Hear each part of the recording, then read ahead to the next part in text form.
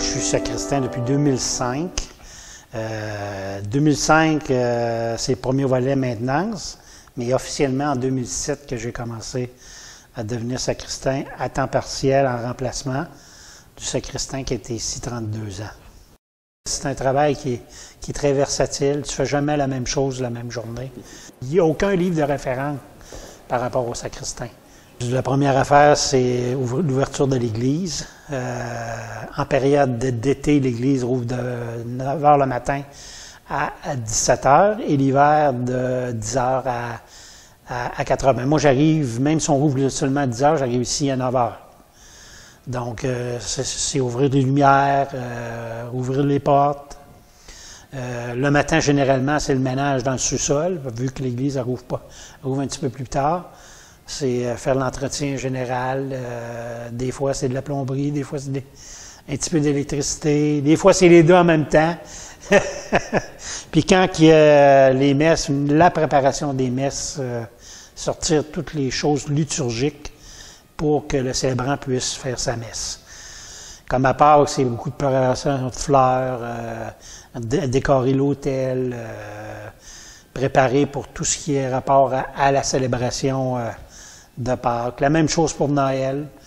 La seule différence, c'est que Noël, il y a 2 messes, soit une à 20 h puis une à minuit.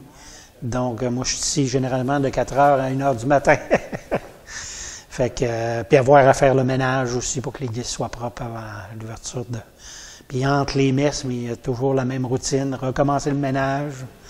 Les gens ont l'impression qu'on fait rien que le volet liturgique, mais on a beaucoup plus que le volet liturgique, il y a beaucoup de, comme je disais tout à l'heure, l'entretien.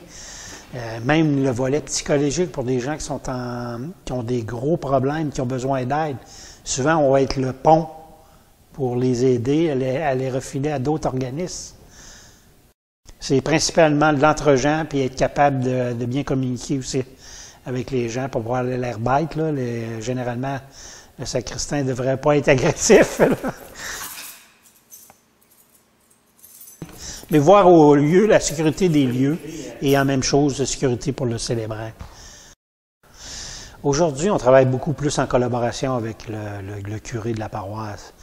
D'abord, toutes mes décisions, j'ai prends en collaboration avec le curé, que ce soit commander les gros travaux qui vont demander, d'abord, vont demander une référence envers le sacristain.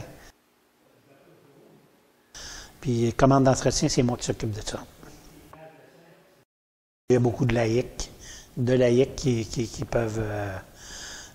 tu peux toujours... C'est sûr que quelqu'un qui ne croit pas en l'Église catholique, et surtout à la religion, je pense pas que je le verrais mal venir... S'il ne croit pas à ça, il ne viendra pas préparer des messes. C'est peut-être ça aussi qui fait peur pour certaines gens, le métier de sacristain.